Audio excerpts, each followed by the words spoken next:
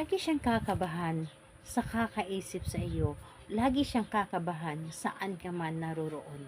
Hello mga guys, kumusta kayo? Panibagong araw, panibagong video na naman tayo. And sa araw na ito ay isa na namang video ang aking ituturo sa inyo na simpleng gabay o simpleng pamamaraan na makakatulong sa atin.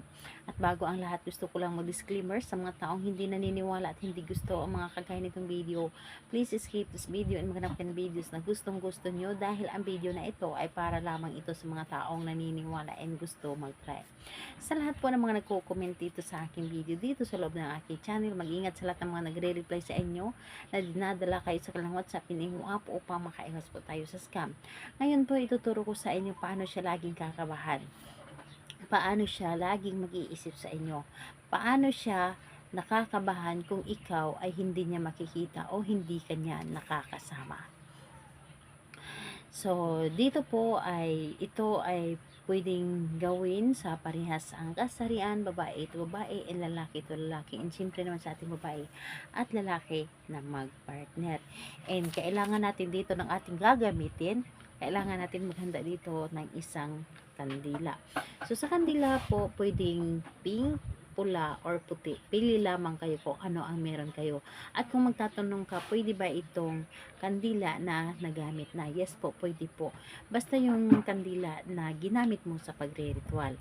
So, ayun po, kandila, ito lamang ang dapat nating ihanda, and pagkatapos, ito, syempre, ang ating paninti. So, kapag ready na yung kandila natin, ang isunod po ninyo i-ready as isang inyong sarili. Kailangan mo lamang ihanda ang inyong sarili, kailangan mo i-claim sa iyong sarili na gustong gusto mo itong gawin. I-claim mo na ito ay gusto mong gawin at hindi ka nagdududa, and higit sa lahat po, dahil kailangan natin gumawa ng ritual is tiwala. Kailangan natin dito magtiwala sa ating dapat na gawin. Tiwala at paniniwala dapat ang ating dapat na ihanda. And kapag ready ka na, pwede mo na itong umpisahan.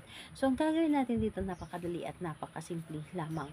Sa isang dito sa kandila, sindihan mo po ito. Sindihan mo po ito, at kapag nasindihan mo na ito, magmuni-muni ka muna. Yes po, isipin mo muna ang taong inyong dapat gawan. So, isipin nyo muna, and ayun po, titigan nyo lamang dapat ang apoy ng kandila, and ayun po, mga ilang segundo pwede mo na itong gawin.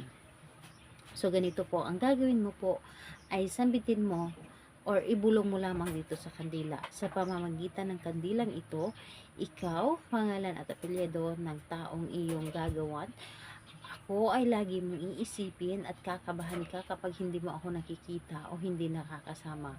Kakabahan ka kung hindi mo ako nakakausap.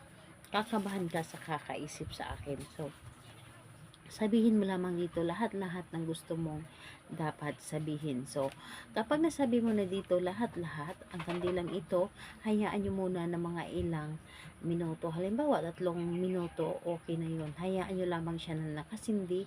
At, ayun po, pagalipas ng 3 minuto, patayin ninyo ito gamit ang inyong kamay. Huwag ninyong patayin, nahipan po ninyo. Dapat patayin lamang gamit ang kamay. So, ayun po, ang kandilang ito ay ilagay mo lamang or itago mo ito kung saan mo siya pwedeng itago. And ayun, kailan ito pwedeng gawin? I-recommend ko ito sa paggawa sa gabi. Kahit anong araw naman po at oras, pwede po, basta gabi lamang. Dahil kapag gabi tayo gumawa ng ritual, lalo na kapag tahimik na ang paligid, ay mabilis tayo mapapakinggan ng universe at mabilis masasagot ang dapat nating or ang ating mga hinihiling. So, ayun po, salamat po sa inyo. Bye bye everyone. God bless us all.